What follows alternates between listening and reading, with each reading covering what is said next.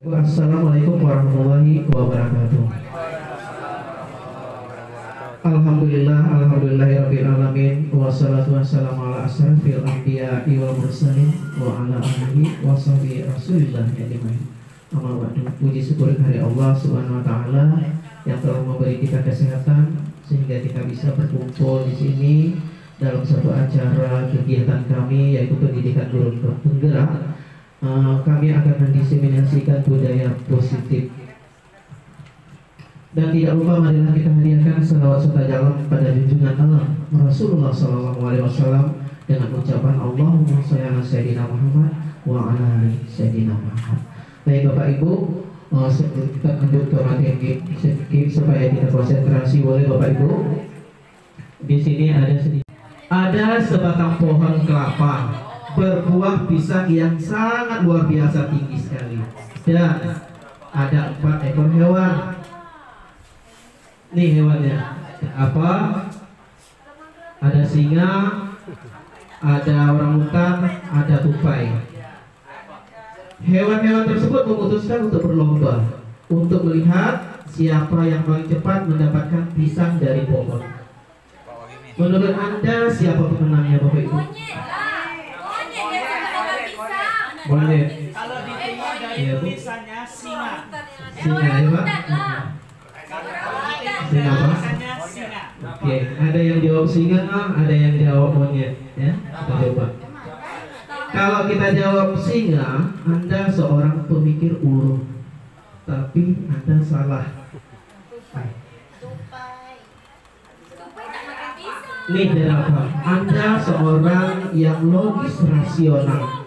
Tapi Anda salah. Salah juga. Anda seorang optimis, tapi Anda juga salah kalau kita pilih tupai. Kita lihat monyet Bapak Ibu. Maaf, Anda payah. Mengapa? Karena tidak ada pohon kelapa yang berbuah pisang. Oke Bapak Ibu. Tapi kalau diterima tulisannya terima kasih Bapak Ibu. Ini sedikit aja tracking kita ya. Ini pun kami pun belajar Bapak Ibu untuk tracking. Jadi ini bisa kita terapkan kepada anak-anak kita sebelum belajar supaya tidak bosan ya. Oke, kita lanjut aja Bapak Ibu karena waktu sudah berjalan. Diseminasi budaya positif yang ada di sekolah Bapak Ibu.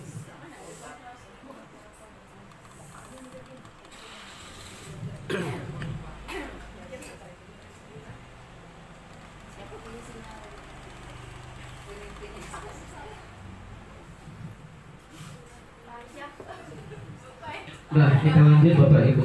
Nah, sebelum kita masuk ke budaya positif, ini ada tujuan pendidikan Bapak Ibu menurut Ki Hajar Dewantara.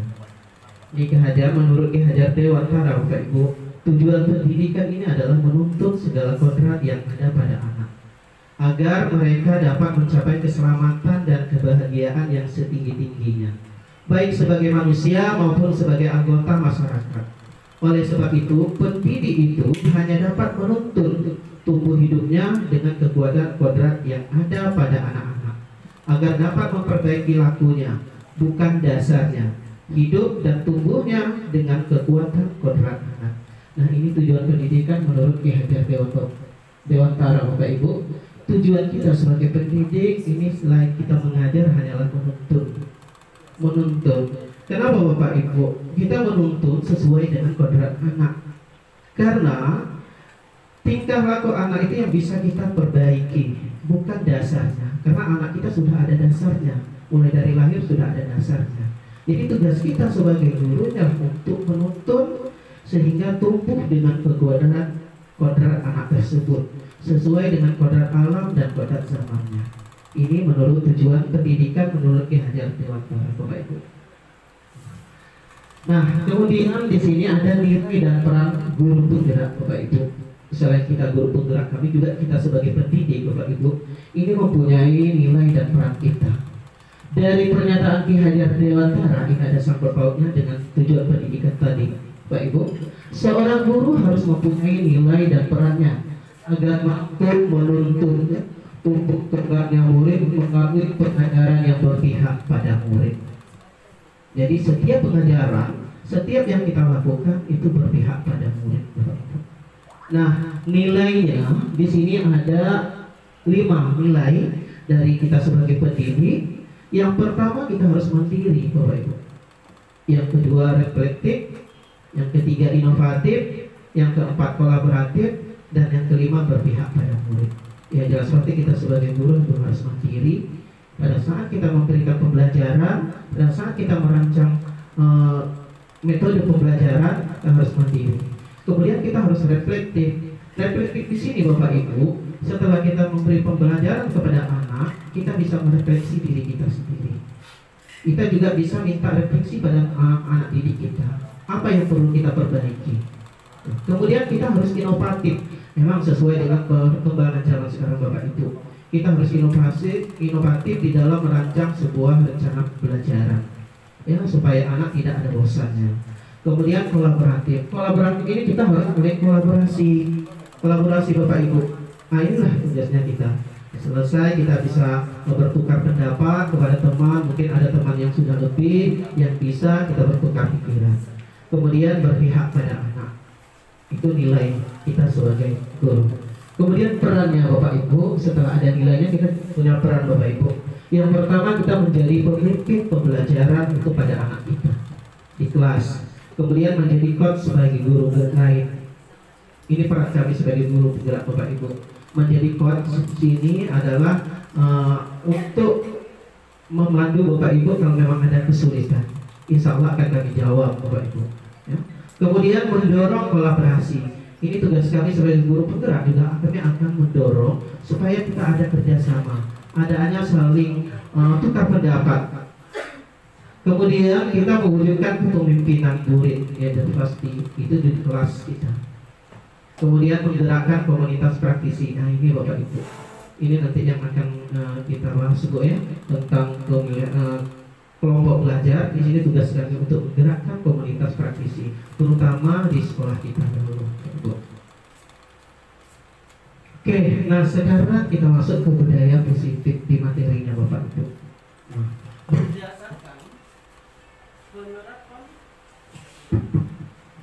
berdasarkan penerapan Bagja ini Bapak Ibu, ini pada saat kita menyusun sebuah visi. Kemarin ada beberapa teman guru yang ikut penyusunan visi, Bu ya, Bapak ya. Ada penyusunan Bagja, kita buat pertanyaan, kemudian kita ambil pertanyaannya, gali mimpi, jabarkan rencana kita, baru kita atur eksekusi kita. Saat kita membuat sebuah visi di sekolah, Bapak Ibu.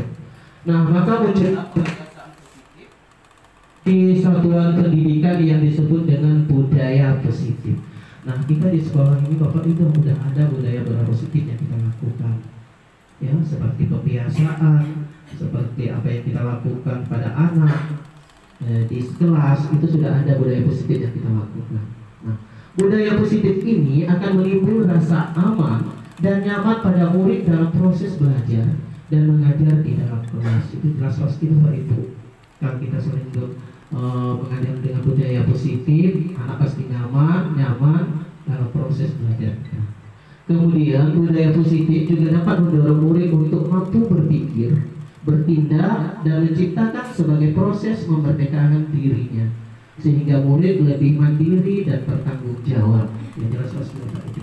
Kalau kita berbudaya positif kita tanamkan pada anak, mereka akan mampu berpikir, akan mampu bertindak, dan akan mampu menciptakan proses memerdekakan dirinya, sehingga anak tersebut bisa mandiri dan bertanggung jawab. Nah, ini ada konsep budaya positif Pak. Bapak Ibu, tadi seperti ada yang Pak Zul sampaikan, ini nanti kami sampaikan ada permasalahan anak, tadi ada di materi ini, nanti kita akan sampaikan, kita bahas sama-sama Bapak Ibu. Konsep utama di budaya positif, di sini ada 7 Bapak Ibu, ini materi mudah-mudahan sampai 1 jam selesai Pak Ibu ya. Nah, yang pertama ada perubahan paradigma belajar, yang kedua disiplin positif, yang ketiga ada kebutuhan dasar manusia, yang keempat motivasi perilaku manusia, kemudian restitusi atau posisi kontrol manusia. Ini kita sebagai guru Bapak Ibu nanti kita pahami ya, di posisi manakah kita nanti. Kemudian kita membuat keyakinan kelas. Kemudian selanjutnya segitiga restitusi. Ini segitiga untuk menyelesaikan permasalahan anak Bapak Ibu. Nanti kita jelaskan Bapak Ibu. Kita lanjut di materi yang pertama, ada perubahan paradigma belajar. Perubahan paradigma belajar Bapak Ibu. Nah, dalam budaya positif, sekolah dapat menyediakan lingkungan yang positif, aman dan nyaman agar siswa mampu berpikir, bertindak, dan menciptakan dengan merdeka, mandiri dan bertanggung jawab. Inilah perubahan paradigma belajar kita yang perlu kita ubah Bapak Ibu. Mungkin pada saat perubahan paradigma belajar kita pada dulu, ini sama sekarang ini adalah perubahan. Jadi kita setiap kita mengajar pada anak ini berpihak pada siswa. Kalau dulunya kita berpihak pada guru, setiap pembelajaran itu fokus pada guru, kita fokus pada guru, apapun anak ini harus tuntas. Itu tidak, itu kalau sekarang ini berpihak pada siswa Bapak Ibu. Kita guru tak perlu capek-capek, tak perlu penat-penat. Kita hanya sebagai fasilitator Pak. Hanya sebagai fasilitator. Apa yang dibutuhkan siswa kita, kita hanya menggerakkan. Apa yang dia butuhkan kita. Jadi tugas kita sekarang Bapak Ibu sebagai fasilitator, memfasilitasi siswa yang apa yang mereka inginkan. Kemudian disiplin sangat berkaitan dengan kontrol guru terhadap siswa. Yang jelas Bapak Ibu, ya, semuanya yang memegang kontrol kepada diri kita sendiri. Ya, contohnya kita menggenggam Bapak Ibu, kanan kita ini menggenggam, ibaratnya ini diri kita sendiri. Sementara di tangan kiri kita ini lima Bapak Ibu, ini bisa jadi beberapa orang. Ya, beberapa orang. Nah, bisa jadi di antara tangan kiri kita 5 ini tadi, ini bisa jadi musuh kita, bisa jadi sahabat kita, bisa jadi kawan kita atau siapa.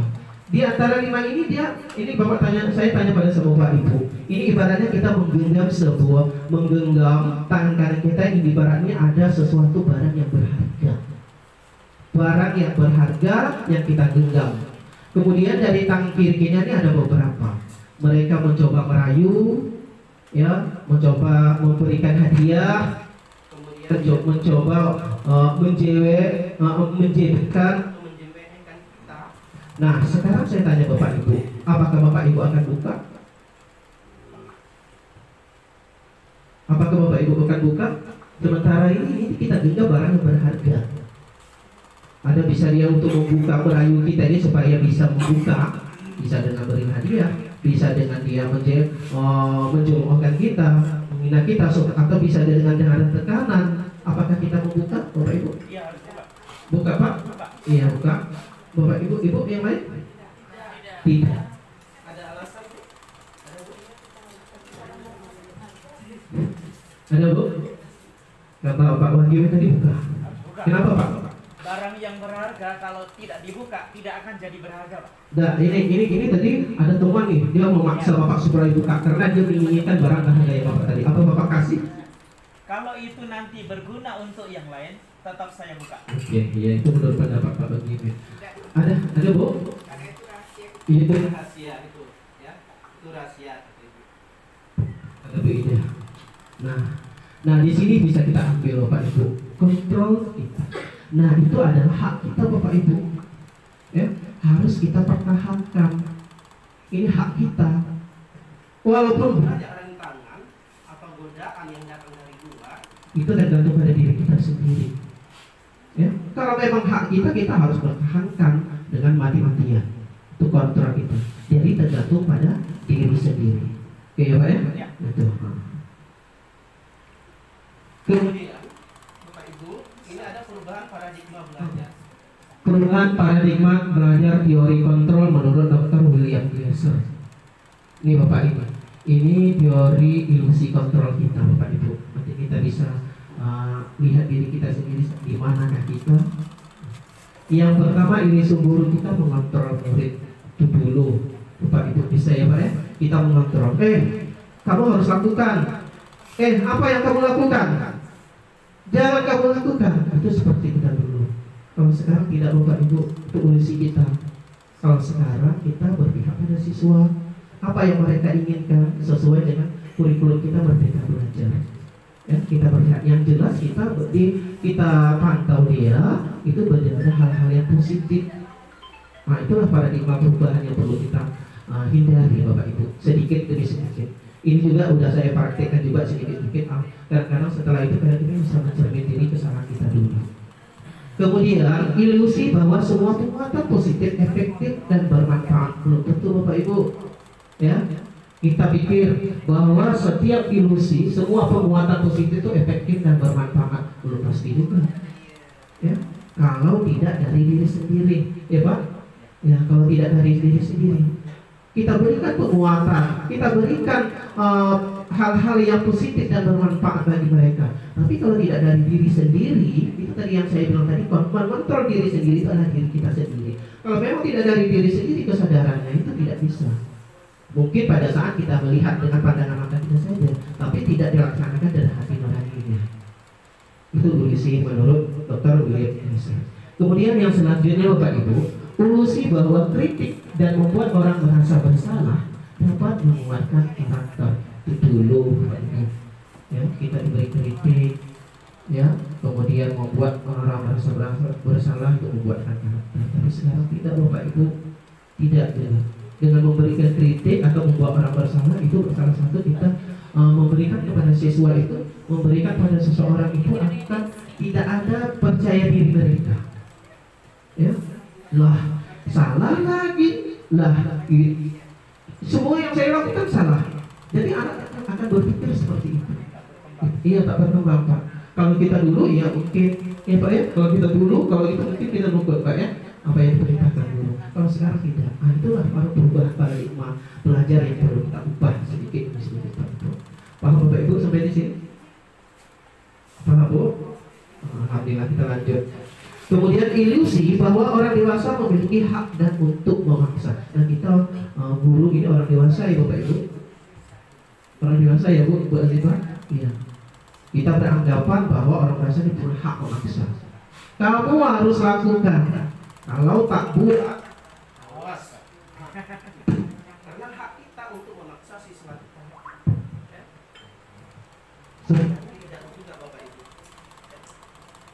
Anak itu mempunyai hak, ya, mempunyai hak apa yang mereka inginkan.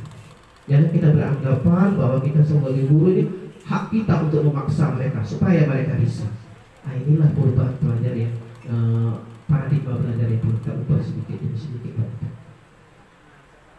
Nah, baru kita masuk ke materi yang kedua, Bapak Ibu, disiplin positif. Beberapa makna di sini ada beberapa makna dari disiplin positif. Disiplin berasal dari bahasa Latin, namanya disiplina, yang artinya belajar. Itu arti dari disiplin, Bapak Ibu, belajar. Nah, makna asal dari kata ini berkonotasi dengan disiplin diri dari murid-murid Socrates dan Plato kepada zaman dulu, Bapak Ibu. Disiplin diri membuat orang menggali potensinya untuk menuju sebuah tujuan apa yang dia hargai. Disiplin ini berarti membuat kita menggali potensi kita untuk menuju sebuah tujuan apa yang kita inginkan. Kemudian, namun dalam budaya kita, makna kata disiplin tidak berubah menjadi sesuatu. Ya, telah berubah menjadi sesuatu yang dilakukan seseorang pada orang lain untuk mendapatkan kepatuhan. Itu kalau menurut budaya kita membuat disiplin harus patuh, harus ikut aturan. Itu menurut makna disiplin di budaya kita, ya Pak ya. Nah, ini Bapak Ibu, makna disiplin yang sebenarnya yang kami pelajari, Bapak Ibu.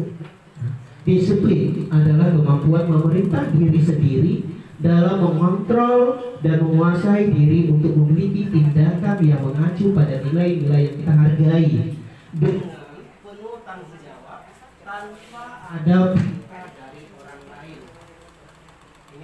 Ini sesuai dengan apa yang tadi yang kita praktekkan Bapak Ibu. Ya, yang mengontrol diri kita itu ada diri kita sendiri. Untuk melakukan disiplin itu pada diri kita sendiri dulu. Kalau kita sudah disiplin, yang bisa memerintah diri kita sendiri, nah itu baru namanya hebat, berarti kita bisa disiplin.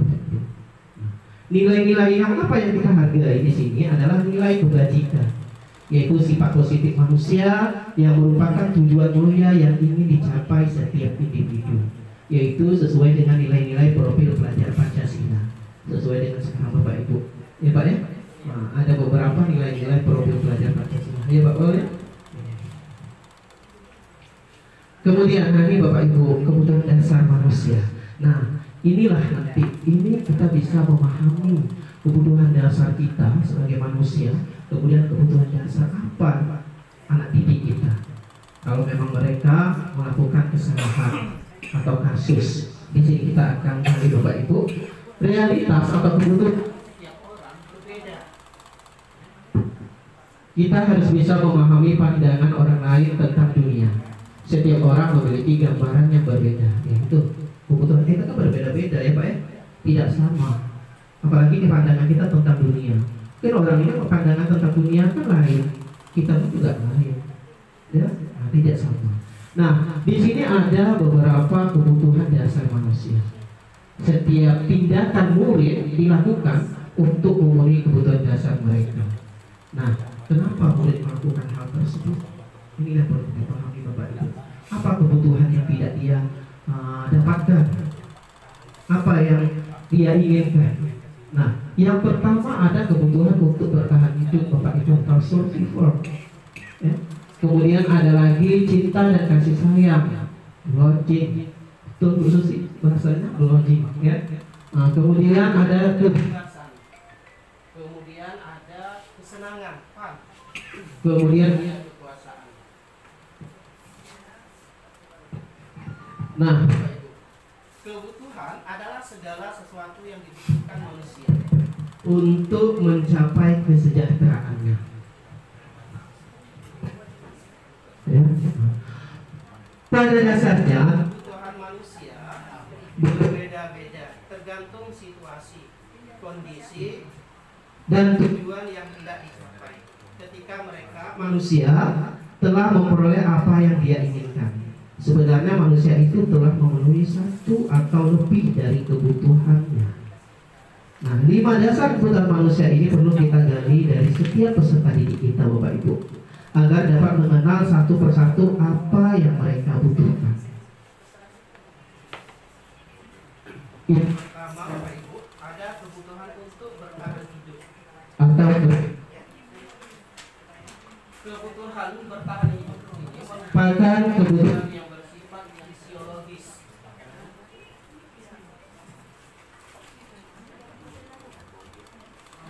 Yang fisiologis untuk bertahan hidup, misalnya kesehatan, rumah, dan makanan. Ya Bapak Ibu, kalau untuk bertahan hidup tidak seperti itu sih, salah satu sifat fisiologis yang kita butuhkan sebagai manusia. Tentu kita perlu kesehatan, rumah, dan makanan, ya Pak ya. Kemudian yang kedua ada kasih sayang dan rasa diterima atau love and belonging. Nah, kebutuhan kasih dan sayang adalah kebutuhan psikologis. Pada umumnya anak-anak yang memiliki kebutuhan dasar kasih dan sayang yang tinggi ingin disukai dan diterima di lingkungan dengan baik. Ini anak didik kita yang perlu kita pahami ya Pak. Mungkin dia tidak dapat kasih sayang dari keluarganya. Nah, bisa dia berbuat apa yang ingin dia lakukan di sekolah itu, minta perhatian, bisa jadi itu kebutuhan dia. Kemudian ada kebebasan Bapak Ibu, freedom. Anak-anak kebutuhan kebebasan yang tinggi menginginkan pilihan. Mereka perlu banyak bergerak, menyukai hal-hal yang baru dan menarik, suka mencoba-coba. Ya, itu anak kita memiliki kebebasan. Dia ingin punya hal-hal yang baru, ingin mencoba-coba. Itu anak kita. Ya, dia tahu, dia coba apa yang ingin dia lakukan. Itu kebebasan. Kemudian ada kebutuhan kesenangan Bapak Ibu. Ya, biasanya anak-anak suka bermain. Saat mereka bermain, mereka secara tidak langsung mempelajari keterampilan hidup yang penting. Anak-anak dengan kebutuhan dasar kesenangan yang tinggi biasanya ingin menikmati apa yang mereka lakukan. Mereka yang juga berkonsentrasi tinggi saat mengerjakan hal yang disenangi. Itu kesenangan. Kemudian ada lagi tentang penguasaan. Penguasaan power merupakan kebutuhan pengakuan atas kemampuan yang berhubungan dengan kekuatan untuk mencapai sesuatu. Menjadi kompeten, menjadi terampil, diakui atas prestasi dan keterampilan yang dimiliki. Dapat membuat pencapaian, dihormati, didengarkan, meninggalkan pengaruh dan memiliki rasa percaya diri. Anak-anak yang memiliki kebutuhan dasar, Bapak Ibu, akan penguasaan yang tinggi biasanya selalu ingin menjadi pemimpin. Kalau anak-anak yang memiliki kebutuhan dasar, kalau dasarnya sudah dipenuhi, sudah seperti dia memiliki penguasaan yang tinggi, bisa selalu menjadi pemimpin. Mereka juga akan suka mengamati sebelum mencoba hal baru dan merasa kecewa bila melakukan kesalahan. Kemudian mereka juga biasanya rapi dan sistematik dan selalu ingin mencapai hal yang terbaik. Kemudian ini ada kasus Bapak Ibu, kita bahas sama-sama. Kemudian nanti kita sangkutkan pautkan dengan kebutuhan manusia tadi. Kasusnya ya Bapak Ibu, Ibu Ani Kelas 6 di SD Permai. Ia bingung menghadapi salah satu muridnya bernama Agus. Beberapa anak telah datang dan mengeluhkan Agus yang sering meminta bekal makan siang mereka dengan paksa. Jika Anda menghadapi situasi seperti Ibu Ani, apa yang akan Anda lakukan? Menurut Anda, kira-kira apa alasan Agus melakukan? Ini biasa-biasa kan selalu terjadi pada anak. Iya, kalau kita berada di situasi Bu Ani, apa yang akan kita lakukan terhadap Agus?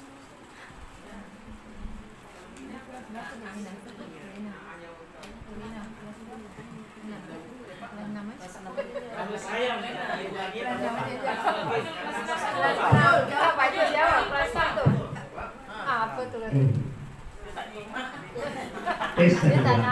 Kalau saya sebagai guru kelas 6, setiap hari saya meminta kepada beberapa siswa membawa makanan anak lebih untuk membagikan kepada Agus.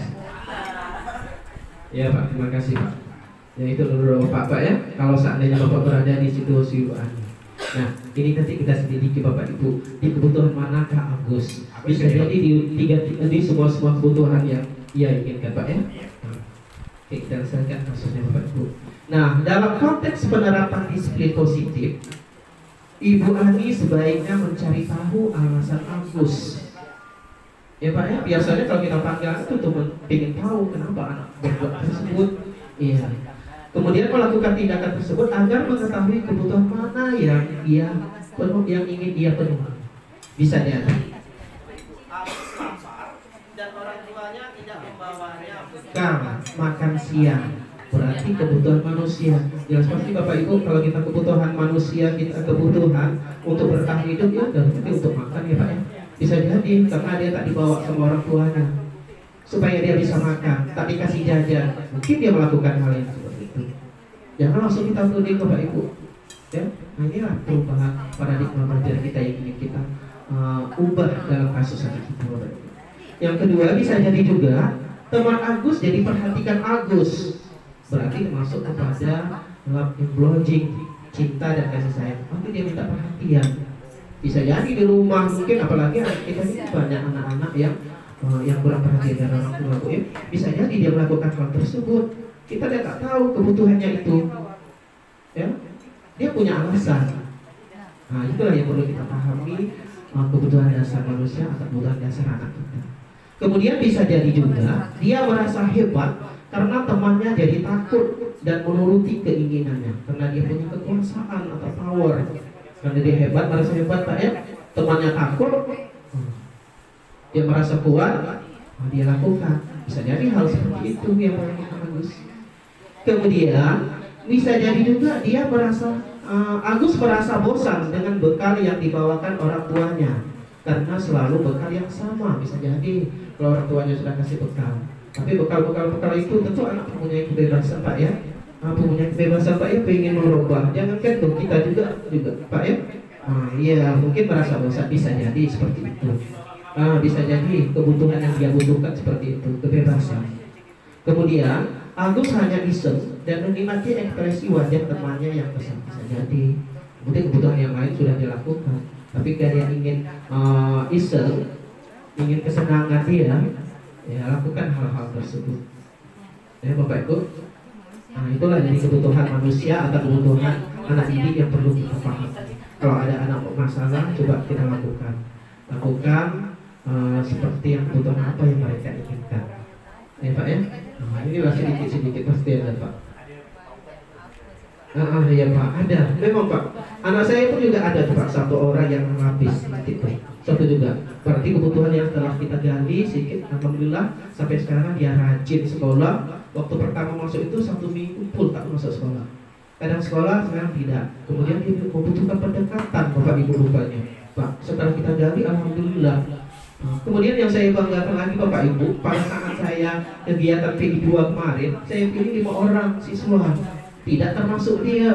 Tapi dia datang pagi-pagi dengan pakaian rapi Bu, rapi pakaian dia. Pak, apa kamu datang PIS kan tak disuruh. Pak, kami memang pengen tengok. Pak, kami pengen belajar sama Bapak. Itu salah satu yang rasa saya setelah kita koleksi diri, oh iya, berarti benar apa yang kita lakukan seperti kebutuhan dia yang dia butuhkan. Kenapa setelah kita seleksi Bapak Ibu, dia ini kurang perhatian dari orang tuanya. Orang tuanya pisah, Bapak ya, pisah orang tuanya. Dia tinggal sama neneknya jualan. Kemarin saya panggil tak datang neneknya, sibuk jualan Pak nenek kami. Dan saya dekatkan, saya pahami apa yang dia butuhkan. Alhamdulillah sampai sekarang Bapak Ibu, dia rajin sekolah. Kadang-kadang sebelum temannya datang dia udah datang. Itu salah satu hal budaya positif yang kita lakukan Bapak Ibu. Apa salahnya kita coba Bapak Ibu? Pasti semuanya ada salah satu solusi, pasti ada solusinya Bapak Ibu. Kalau kita mau melakukan praktek teori seperti ini, pasti sedikit demi sedikit akan berhasil. Tidak sekaligus Bapak Ibu, kadang anak kita tidak sekaligus bisa berubah ya Bu ya. Cuma tergantung kita. Apalagi sekarang kita belajarnya itu berpihak pada siswa, ya, bukan pada guru. Nah yang keempat Bapak Ibu, semua perilaku memiliki tujuan. Nah ini dia, semua perilaku itu memiliki tujuan. Teori motivasi perilaku manusia juga Bapak Ibu. Di sini ada motivasi kita sebagai eksternal, berarti di luar, untuk menghindari ketidaknyamanan atau hukuman. Apa yang akan terjadi apabila saya tidak akan melakukannya? Ini salah satu Bapak Ibu, teori perilaku manusia, perilaku anak kita, ya, untuk menghindar ketidaknyamanan atau hukuman. Bisa jadi dia menghindar itu. Jadi dalam hatinya dia akan berkata, apa yang akan terjadi apabila saya tidak melakukannya? Ya jelas itu hukuman. Ya.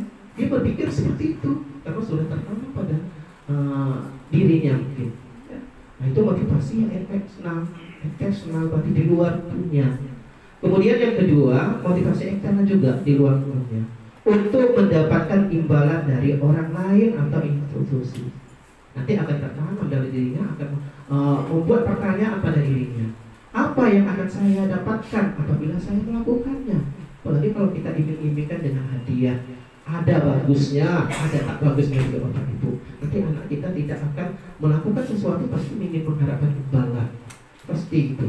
Itu salah satu tidak apa kita sadari. Walaupun niat kita tidak ada, hanya memberi motivasi di eksternalnya itu, tapi ada dampak. Ya, dampak pada anak. Dia akan melakukan sesuatu kalau memang ada imbalan. Kalau ada yang inginkan, ya saya lakukan. Kalau ada imbalan, kalau tak ada kasih hadiah, ya udahlah saya diam aja. Bisa jadi seperti itu Bapak Ibu. Ya Bu ya. Kemudian ada motivasi eksternal. Inilah internal, ini adalah motivasi di dalam dirinya. Inilah tujuan budaya positif kita Bapak Ibu. Tujuan pada kegiatan kita hari ini adalah tujuan motivasi kita itu yang berada di dalam dirinya, untuk menghargai dirinya sendiri. Itulah motivasi anak yang ini dibutuhkan anak kita. Dia akan berkata, saya akan menjadi orang seperti apa apabila saya melakukannya. Itu dari hati nuraninya sendiri, tanpa ada orang lain, tanpa paksaan orang lain atau hukuman atau hadiah. Kalau dari dirinya sendiri pasti. Oke Bapak Ibu ya. Nah itu semua perilaku menurut teori motivasi perilaku manusia. Kemudian hukuman dan sanksi dan konsekuensi. Nah ini Bapak Ibu, ini ada tentang hukuman dan sanksi dan konsekuensi kita Bapak Ibu. Kemudian ini ada hukuman, ini ada identitas gagal. Ini pada saat kita belajar dulu guru-guru kita Bapak Ibu, kita memberi hukuman, itu termasuk salah satu identitas gagal. Kita beri hukuman, itu identitasnya akan gagal. Contohnya apa Bapak Ibu? Sesuatu yang menyakitkan harus terjadi. Ya kalau hukuman pasti terjadi Pak ya. Sakit dia Pak ya. Tidak hanya pada luarnya, di tubuh, di dalam dirinya juga akan tersakiti kalau dengan cara hukuman. Nah inilah Bapak Ibu. Ya saya sebenarnya sudah pernah melakukan juga hukuman seperti ini. Setelah mempelajari ini sedikit-sedikit kita coba berubah. Ya, supaya jangan sampai salah kita sebagai pendidik Bapak Ibu. Ini sesuai dengan perkembangan zaman sekarang. Kalau kita dulu Hukuman mungkin mereka tidak akan melakukan lagi. ya kapok, merasa jerah. Padahal tujuan kita untuk itu Pak ya. Nah, sebenarnya enggak. Nah, sekarang ini perubahannya perlu kita ubah. Kemudian hukuman ini tidak nyaman untuk murid, anak untuk jangka waktu panjang. Ini akan menyimpan memori Bapak Ibu. Sekarang tanya Bapak Ibu, ada tak memori yang tertanam guru Bapak Ibu yang jahat dulu? Yang pernah? Kalau saya pernah Bapak Ibu, tak pakai baju olahraga dari SD, dihukum kaki, tumitnya naik ke atas, jongkok. Kalau tumitnya nginjak ke rantai, pukul dengan penggaris. Itu teringat di memori kita Bapak Ibu. Oh ini guru yang jahat. Oh ini yang saya merasa sakit. Bisa jadi, ya Pak ya. Mereka merasa, alah, ada deh. Ini guru yang pernah menghukum saya. Itu jelas Pak Ibu ya. Nah, tidak nyaman, anak tidak nyaman, dia akan merasa dalam jangka waktu panjang, akan teringat selalu. Kemudian korban akan mendapatkan keadilan ya kalau ada hukuman. Ya, dia dapat keadilan kalau ada hukuman. Kemudian murid akan tersakiti, jelas Bapak Ibu. Tidak hanya batinnya saja Pak ya, hatinya juga Pak, betul Pak. Kemudian perilaku pasif agresif meningkat. Anak sekarang kalau kita buat hukuman malah dibuat dia Pak. Wah malah jadi kalau kita dulu mungkin kapok tak mau. Kalau sekarang tidak, malahan dibuatnya lagi. Ya. Kemudian sistem tidak akan berjalan bila murid tidak takut. Oh, jelas pasti Bapak Ibu. Kalau siswa tidak takut akan berjalan, tak jalan. Kemudian Berlaku hanya pada sebuah institusi, tidak berlanjut pada kehidupan nyata. Berarti dia hanya di luar. Kenyataan dari dirinya dia tidak. Ya. Saya kan sudah tamat. Contoh kan banyak ya Bapak Ibu. Saya kan sudah tamat dari SD sini misalnya. Ya, ada bebas dari hukuman. Di luar kadang-kadang mereka jumpa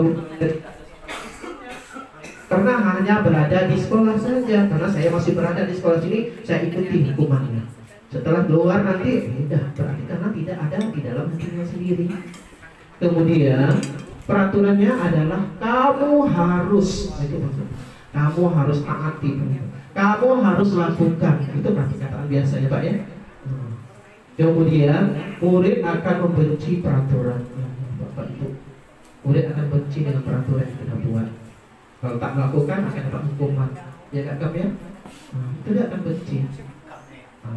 Kemudian ada identitas berhasil. Inilah yang perlu kita ubah Bapak Ibu. Pada saat kita memberi sanksi atau hukuman pada anak, inilah yang kenyataannya bisa berhasil, yaitu disiplinnya akan berhasil. Sanksinya atau konsekuensinya atau restitusinya. Konsekuensinya sesuatu harus terjadi, mau tak mau harus terjadi. Kemudian tidak nyaman untuk murid hanya untuk jangka pendek saja. Pada saat belajar ya tak berlanjut, tak menyimpan memori pada dia. Kemudian korban bisa diabaikan. Murid, anak dibuat tidak nyaman. Penguatan hanya bertahan dalam jangka waktu pendek.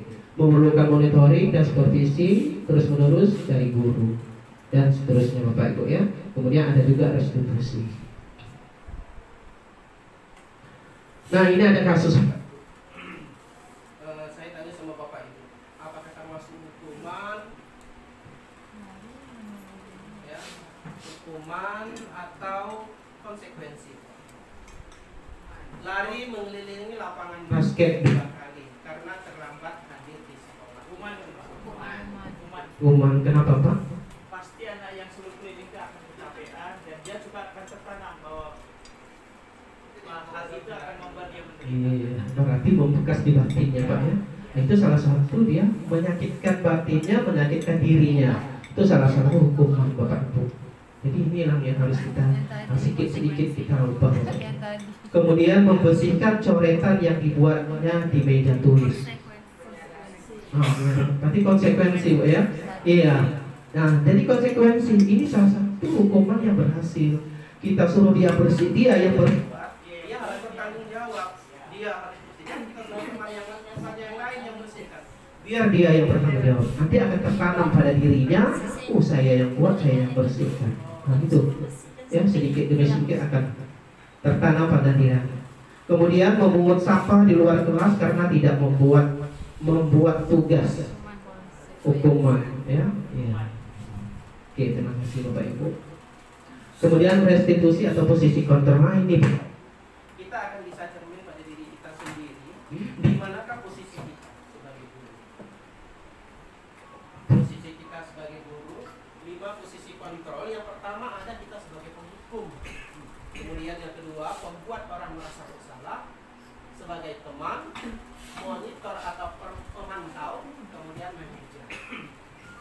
Nah, kalau sebagai Bapak Ibu, seorang penghukum itu bisa menggunakan hukuman fisik maupun verbal dengan perkataan baik, itu salah satu maksud dari hukuman. Kemudian membuat orang merasa bersalah. Pada posisi ini biasanya guru akan bersuara lebih lembut. Ya, contohnya seperti apa? Ada Pak, di Jogja ada kayak gini Pak. Ada anak yang super nakal karena dia suka meludah kawan dia Pak. Waktu itu di pintu kelasnya diludah oleh dia. Ada guru yang paling baik yang saya pernah baca. Ibu itu membersihkan air ludah dia separuh saja Pak. Habis itu diambil tisu, separuhnya kamu yang separuh. Ini termasuk memberi hukuman atau contoh atau apa, itu saya rasa itu contoh yang bagus. Ya. Tapi bisakah kita seperti itu? Nah, contohnya itu tidak dengan kekerasan Pak. Kalau dengan pasti marah. Iya, iya. Dia yang mengatur separuh, yang separuh dia. Iya. Nah, itu dia harus. Oke lah Kak, kamu telah meludahi itu, ibu bersihkan separuh, sekarang yang separuh kamu ya, Iya, sama-sama kita bersihkan. Itu cara halus Pak. Iya, Tapi secara dia halus. kerja, ya. Bisa jadi juga seperti ini gitu. Berarti kalau kita selidiki Pak, kalau menurut saya sendiri Pak, itu bisa jadi dia posisi kontrol kita sebagai teman. Bisa jadi sebagai teman. Tetapi anak tersebut tidak akan mentiri Pak. Dia pasti akan mengharapkan bantuan dari orang lain. Nah, itu salah satu juga posisi yang perlu kita hindari Pak ya. Nah sekarang tadi di posisi sebagai merasa bersalah katanya. Nah bahasanya nadanya lembut. Kamu lagi yang berbuat. Kamu tidak kasihan sama Bapak. Nah itu salah satu. Jadi seolah-olah anak tersebut akan saya melakukan sesuatu membuat guru saya bersalah. Jadi anak akan Tanam merasa bersalahnya. Ya. Nah itu secara tidak langsung walaupun lembut Pak. Tetapi itu sudah tertanam pada diri anak. Kita sebagai guru itu membuat anak tersebut akan merasa bersalah. Nanti seterusnya dia akan merasa bersalah apa yang dia lakukan.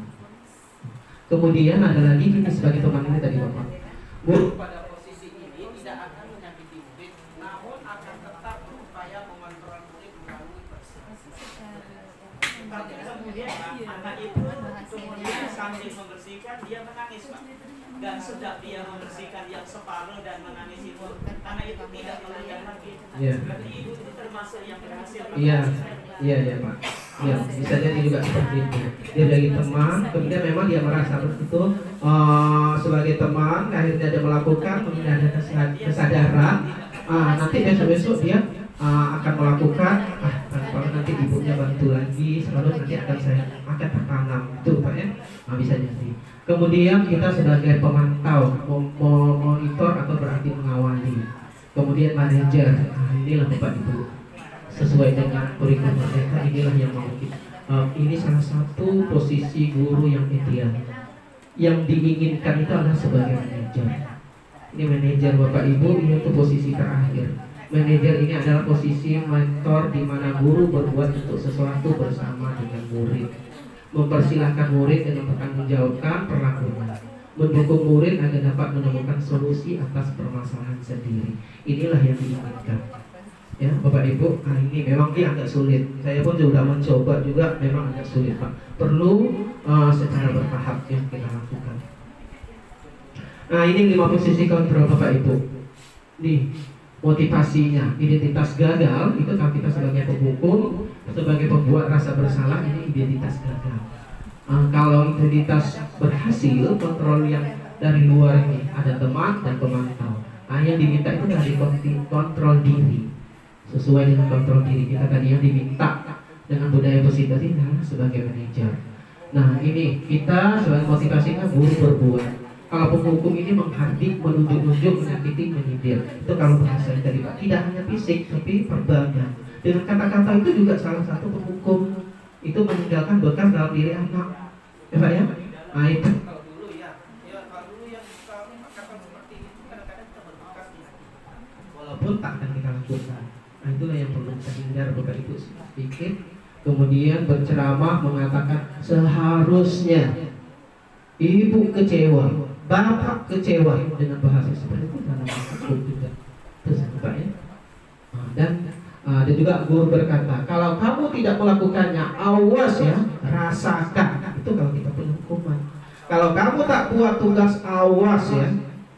Itu tanpa sadar kita memberi hukuman, itu membekas pada diri anak tanpa kita sadari. Iya, merasa terancam. Ya. Kalau dia tak melakukan, saya lakukan. Kadang-kadang ada nih Pak. Saya sendiri mengalami. Kalau tak buat PR, besok pungut sampah.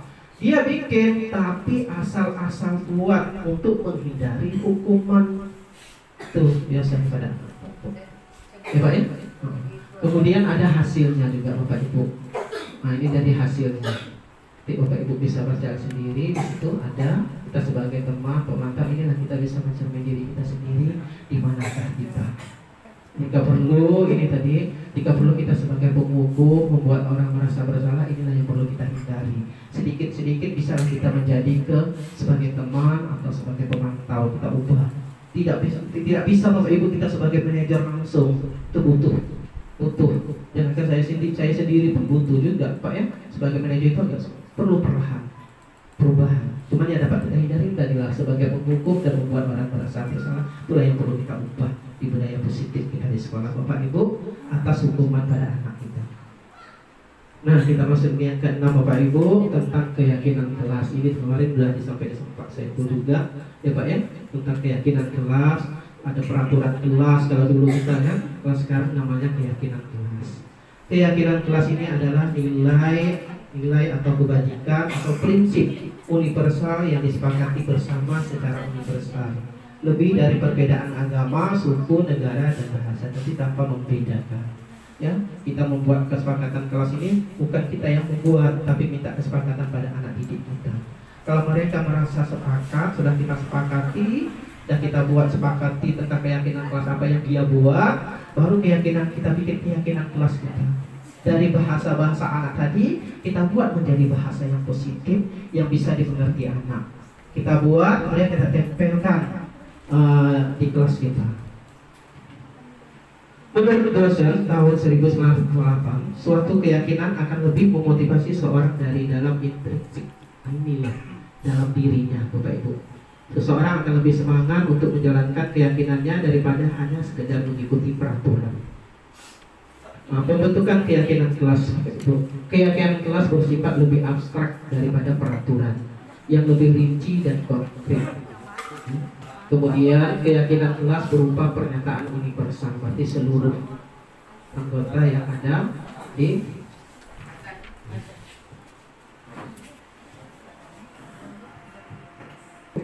keyakinan kelas bersifat lebih abstrak daripada peraturan, yang lebih rinci dan konkret. Yang kedua, keyakinan kelas berupa pernyataan universal, berarti menyeluruh.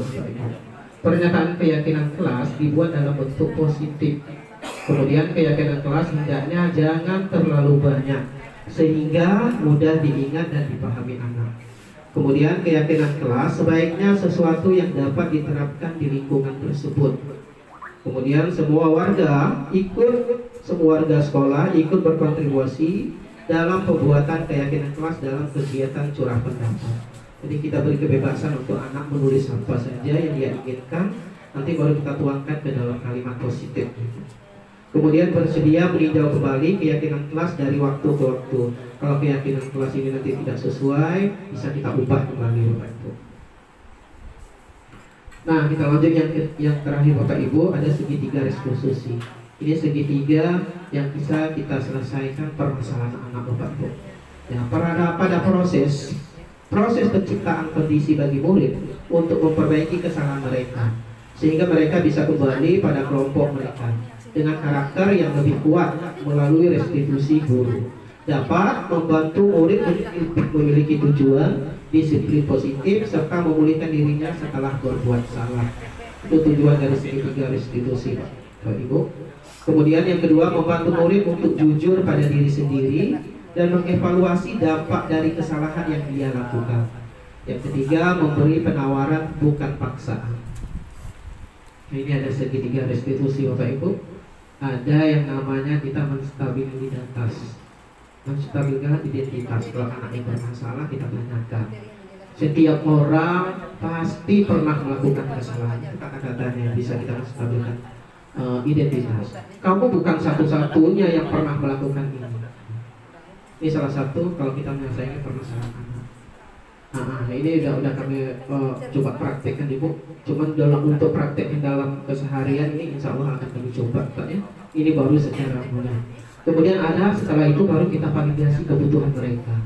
Kamu tentu punya alasan mengapa melakukan hal ini, tadi seperti yang dari kasus Agus tadi Pak. Dia harus punya alasan dia. Kita tanya apa kebutuhan yang ia belum penuhi. Bisa jadi dia tadi terlapar, dia ambil makanan temannya karena untuk bertahan hidup, ya. Kemudian adakah cara yang lebih efektif untuk mendapatkan apa yang kamu butuhkan? Itu bahasanya. Kalau kita menyelesaikan kasus pada anak. Kemudian baru kita menanyakan keyakinan kelasnya, keyakinan mereka, menanyakan tentang keyakinannya. Nilai-nilai apa yang telah kamu sepakati setelah kita beri nasihat, kita menstabilkan identitasnya, validasi di kebutuhannya, baru kita menanyakan keyakinannya. Kamu ingin menjadi orang seperti apa? Tuh ya, tidak ada praktiknya Bapak Ibu. Ini tahapan-tahapan segitiga restitusi. Yang pertama kita menstabilkan identitas. Kemudian berbuat salah, menstabilkan identitas itu terbagi lagi Bapak Ibu. Berbuat salah itu tidak apa-apa, itu bahasanya Pak. Kemudian tidak ada manusia yang sempurna. Bapak juga pernah buat salah. Bisa jadi seperti itu katanya. Saya juga pernah melakukan kesalahan. Seperti itu. Kita bisa menyelesaikan ini nak. Bapak Ibu tidak tertarik mencari siapa yang salah. Kadang-kadang gini Pak, kita menyelesaikan anak, siapa yang salah, siapa yang benar. Seperti itu. Sebenarnya dalam menstabilkan data ini, Bapak tidak akan tertarik siapa yang benar, siapa yang salah. Bapak tidak ada ingin mencari permasalahan seperti itu. Tapi Bapak ingin mencari solusi. Bagaimana menyelesaikan permasalahan kamu? Kamu berhak mengasah seperti itu. Bisa jadi, bisa kita sampaikan berhak aja kamu melakukan seperti itu karena kebutuhannya mungkin ada yang tidak terpenuhi, ya Pak ya. Kemudian tahapan segitiga selanjutnya adalah validasi tindakan salah. Ini kata-katanya bisa jadi seperti ini. Kamu pasti punya alasan mengapa melakukan hal itu nak. Bisa. Kemudian kamu patut bangga pada dirimu sendiri karena kamu telah melindungi sesuatu yang penting buatmu. Bisa bahasa seperti itu. Kemudian yang ketiga menanyakan keyakinan kelas. Kita tanyakan keyakinan kelasnya. Setelah kita sepakati di kelas kita, apa keyakinan kelas yang dia langgar? Kita tanyakan pada anak tersebut. Nilai-nilai apa yang kita sepakati dalam membuat keyakinan kelas, nak? Kemudian apa bayanganmu tentang kelas yang ideal? Kamu ingin menjadi orang yang seperti apa, nak? Bisa jadi seperti itu Bapak. Nah, hal yang menurut saya penting dalam menciptakan budaya positif adalah kolaborasi dan kerjasama, ya Pak ya. Untuk menjadikan budaya positif di sekolah itu adalah kolaborasi dan kerjasama, ya. Yang baik dengan semua warga sekolah serta sarana prasarana sekolah yang mendukung. Kerjasama warga sekolah dan mewujudkan nilai-nilai kebajikan diperlukan agar dapat membangun budaya positif sekolah. Sarana prasarana sangat mendukung untuk mewujudkan sekolah yang nyaman, aman, dan mendukung proses pembelajaran yang menyenangkan. Nah ini Bapak Ibu, ini hasil yang terakhir Bapak Ibu, dokumentasi budaya positif yang telah dilaksanakan dan diterapkan. Ini kan yang udah saya lakukan. Ini pada anak, pada saat saya membimbing anak, menumbuhkan bakat dan meningkatkan kepercayaan diri anak dalam kegiatan ekstrakurikuler Pantomim. Ini pada awalnya di banyak anak tidak ada kepercayaan diri, sulit untuk mencari anak untuk menjadikan untuk mengikuti ekstrakurikuler Pantomim ini sulit Pak, dulu paling sulit. Ya, kadang mereka merasa Pak jelek, kayak dijelek-jelekkan, kemudian tidak pede. Ini tidak pedenya, apalagi anak kami ini yang Pandra ini kemarin tuh tidak pede pada saat latihan. Tapi dengan secara tidak langsung kita coba, itu secara tidak langsung kita menumbuhkan keyakinan mereka, percaya diri mereka. Malahan mereka setiap jam, Pak kapan lagi Pantomim? Malah alhamdulillah Bapak Ibu banyak lagi Pak, kami mau ikut, kami ikut. Itu tanpa kita sadari budaya positif yang akan kita tanamkan pada anak tersebut. Itulah budaya positif yang tanpa kita sadari, ya. Tanpa kita maksa anak, tapi dengan kesadaran diri mereka, oh iya ya, saya ingin seperti ini. Oh iya, apa yang saya lakukan, oh berarti ada positifnya. Itu. Kemudian ada lagi nih Bapak Ibu, budaya positif di sekolah kita. Ini tinggal kita lanjutkan aja Bapak Ibu ya. Ada baca Yasin bersama Pak ya, ada senam bersama. Ini budaya positif di sekolah yang telah kita lakukan. Ya, tinggal kita teruskan aja Bapak Ibu. Kemudian ini pembelajaran yang berpihak pada anak. Ini yang saya lakukan, pembelajaran. Alhamdulillah setelah saya lakukan ini, alhamdulillah Bapak Ibu, walaupun tidak sepenuhnya secara berangsur, yang saya ubah pada diri saya sendiri pada saat memberi pelajaran pada anak. Pada saat kita memberi pembelajaran pada anak, Bapak Ibu jangan hanya fokus pada di dalam kelas.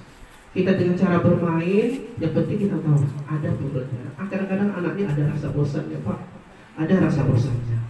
Tuh kita ajak anak bermain di luar. Kemudian mereka kadang-kadang kan ada yang suka kayak buku, kita guna manfaatkan mereka supaya mereka bisa manfaat.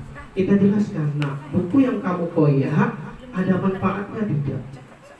Dia berpikir, jangan kita perasa, nah kenapa kamu kayak buku? Kenapa kamu lakukan ini? Itu salah satu kadang-kadang bahasa yang kita gunakan. Nah, ada manfaatnya kan kamu koyak buku? Kalau seandainya buku kamu habis, kasihan nggak sama orang tuanya? Kalau kita singgung masalah orang tuanya, mereka pasti akan tersentuh. Kadang-kadang mereka menangis tanpa sadar. Ya Pak, saya tak akan lakukan lagi. Itu salah satu budaya positif yang kita tanamkan pada anak, yang kita inginkan itu supaya mereka menyadarkan pada diri mereka sendiri. Kemudian juga tuh ada tuh, saya ajak anak untuk melakukan di laptop saya sendiri. Saya bikin satu soal, mereka mengerjakan 3 menit. Mereka suka bahwa antusias karena pingin. Karena laptop ini mungkin mereka di rumah tidak ada Pak, mereka ingin tahu, mencoba. Itu tadi yang tadi anak ini mencoba hal-hal yang baru. Makanya tuh apalagi nanti ada perunduk ya, itu boleh dimanfaatkan kita untuk proses pelajaran untuk anak kita. Nah, mereka suka malah pengantrian. Padahal setelah mereka lakukan, mereka coba lagi, Pak saya lagi, karena ingin tahu apa yang mereka lakukan yang di depan ini, yang sering Bapak lakukan setiap hari di laptop. Dia ingin tahu macam mana mengendalikannya. Dia ingin mencoba hal-hal yang baru. Kemudian di situ juga ini pada tahun lalu saya tingkatkan anak kebersamaan. Setiap bulan saya ajak anak suruh membawa makanan. Ini sahabat kita sadar, kita meningkatkan kesadaran kebersamaan mereka. Kadang-kadang mereka berbagi. Ada yang satu anak tak bawa, kenapa kamu tak bawa? Mak, kami tak buatkan. Yuk kami banyak bawa lebih. Tanpa sadar kita menumbuhkan kebersamaan mereka. Tanpa sadar mereka berbagi pada temannya. Ya, itu tanpa sadar. Tiap bulan kita adakan makan bersama, ajak dia makan, kita lihatkan dia berbagi. Kadang ada bawa air minum, dia berbagi satu sama temannya. Itu tanpa kita sadari. Itu salah satu budaya positif yang kita lakukan Bapak Ibu. Sebenarnya udah kita lakukan, cuman kita kadang tanpa kita sadari, oh ini budaya positif yang kita lakukan, oh ini apakah budaya positif atau tidak, ya Pak ya. Nah kemudian ini salah satu budaya positif itu adalah budaya positif yang kita meningkatkan pada teman sejawat kita, Bapak Ibu ya. Kita memberikan berkolaborasi pada teman. Mungkin salah satu tanpa kita sadari kan bisa memotivasi teman, ya, berbagi ilmu apa yang kita dapat. Tak boleh kita blokir Pak ya, tak boleh kita blokir dengan ilmu. Kita bagi apa yang mereka inginkan. Kita saling berbagi, ya. Nah, ini salah satu Bapak Ibu, saya ambil fotonya. Ini anak saya Hafiz, ini anak yang paling istimewa saya. Yang ini yang saya selesaikan dengan si control manager saya coba lakukan. Alhamdulillah berhasil. Alhamdulillah berhasil Bapak Ibu. Alhamdulillah dengan ini saya lakukan, dia rajin. Kadang-kadang dia belajar dia sambil bermain. Karena kita kan sesuai dengan ini Pak, gaya belajar anak ini kadang-kadang dengan mendengarkan, ada dengan melihat, ada juga dengan cara yang dia lakukan. Itu kita harus paham. Dia pada waktu kita menjelaskan pelajaran, dia hanya bermain congkil kaki. Jangan kita yang dia tidak fokus. Jadi saya coba, saya tanyakan, Pis, coba kamu jawab. Dia sambil tanpa dia cuek, dia mencuek, dia menjawab benar begitu. Betul. Dibandingkan dengan teman yang konsentrasi, dia tengok aja kita tanya, tak tahu, katanya seperti itu. Nah, ini salah satu tanpa kita lakukan budaya positif, menanamkan kesadaran pada diri anak. Alhamdulillah sampai sekarang dia rajin, betul. Berarti dia ini butuh perhatian, sangat butuh perhatian ya Pak. Iya, motivasi pada dirinya. Nah, inilah yang kita inginkan supaya menimbulkan motivasi pada diri anak tersebut, sadar kalau dia melakukan sesuatu, oh ini tak baik. Nah, ini Bapak Ibu ya. Kemudian hari keyakinan kelas sudah kami lakukan, ini baru coba-coba, betul sangat tak tahu loh Pak ya. Jadi coba saya berikan kepada anak kertas, lembar kertas, berikan mereka berbuat. Kami tidak mau belajar dengan bising, ada bahasanya banyak bahasa-bahasa yang menurut kata-kata anak sendiri. Ya, kita minta dia tulis apa yang dia tulis, suruh dia tempelkan. Setelah tempel kita panggil anak satu-satu, suruh dia membaca. Kemudian kita minta alasannya, kenapa anak kamu buat seperti ini? Saya tak mau Pak, ini dia kalau waktu belajar lebih bising aja, itu menurut dia. Kemudian Pak, ini yang lagi yang pada habis, coba kamu buat, Pak saya pengen belajar sambil bermain. Itu dari dia, dari hati nurani dia sendiri. Oh ini yang perlu kita lakukan. Mungkin dia bosan dengan mendengarkan, aja dengan nonton, mungkin bosan mungkin dengan cara bermain. Itu yang kita butuhkan pada anak tersebut. Tak boleh kita bikin peraturannya menurut kehendak kita, kadang-kadang ada bertentangan dengan hati nurani anak. Ya, nah, dengan seperti itu kita apa yang dia mau suruh aja dia tulis apa yang diinginkan. Yang penting jangan yang ke hal negatifnya aja. Setelah itu baru kita buat bahasa-bahasa mereka itu menjadi bahasa yang positif yang bisa dimengerti anak, Bapak Ibu. Nah ini keyakinan kelas yang kami buat Bapak Ibu. Nih, ini ada hadir tepat waktu, kemudian berdoa sebelum dan sesudah belajar, kemudian berpakaian rapi dan sesuai dengan setiap harinya, kemudian mengikuti dan mengerjakan tugas tepat waktu, kemudian saling menghormati, menyayangi dan bekerja sama, menjaga kebersihan kelas dan sekolah, jujur dan mandiri. Memang pada saat ini tidak sekaligus berubah Bapak Ibu, perlu waktu, ya Bu Fitri, perlu waktu. Nah, kalau memang dia lakukan, nah ini kan buat keyakinan kelas ini adalah kesepakatan kita bersama. Nah kalau kamu yang ini kan bukan Bapak yang buat, kamu yang buat. Kalau kamu yang melanggar bisa mana? Oh iya Pak, saya yang buat, kalau saya langgar sama juga. Nah jadi tanpa sadar menumbuhkan rasa bersalah dia, akhirnya menumbuh di hati nuraninya untuk melakukan. Memang itu butuh waktu Bapak Ibu ya. Alhamdulillah, terima kasih Bapak Ibu. Inilah materi kami, materi saya. Sekali lagi saya ucapkan ribuan terima kasih kepada Ibu Kepala Sekolah yang telah memberi waktunya Bu. Terima kasih banyak yang tidak terhingga. Begitu juga kepada Ibu, Bapak Ibu rekan guru yang telah memberikan motivasi, memberikan waktunya, kerjasamanya di sini. Saya di SD ini Bapak Ibu jujur, sangat bangga sekali di sini. Kenapa? Karena ada kerjasama dari kepala sekolah, dukungan teman-teman. Alhamdulillah. Tapi saya merasa bangga. Kenapa? Karena ada dukungan dari kepala sekolah dan rekan guru. Itu tergantung Bapak Ibu, kata saya bilang seperti itu. Tergantung pendekatan kita, kolaborasi kita sama kepala sekolah. Yang penting kita komunikasi yang baik. Itu salah satu positif yang betul. Ini bukan saya memuji Bapak. Alhamdulillah, bersyukur. Pada saat kami berbagi itulah mereka mencurahkan apa masalah mereka. Pak, kadang-kadang dia tahan sebentar, ya udah tuh pergi. Apalagi ini kegiatan ini Bapak Ibu. Kegiatan ini kan butuh waktu. Guru tuh 10 orang Pak ya. Pak ya 10 orang. Itu mereka merayu minta sama guru-gurunya. Apa pada sebentar udah tuh entah kemana-mana Pak. Itu kan merasa sedihnya kami. Ya Alhamdulillah saya merasa beruntung dapat kepala sekolah yang mendukung, dapat teman guru yang yang mendukung kerjasamanya itu sangat-sangat bantu. Dan saya tidak dapat membalasnya Bapak Ibu, hanya Allah saja yang bisa membalasnya. Karena ilmu yang kami dapat ini kami transferkan, mudah-mudahan sama-sama kita terapkan Bapak Ibu untuk sekolah kita, untuk nama baik sekolah kita. Bapak Ibu ya, saya akhiri ini. Terima kasih atas perhatiannya. Mohon maaf atas kesilapan. Wabillahi taufiq wal hidayah. Wassalamualaikum warahmatullahi wabarakatuh.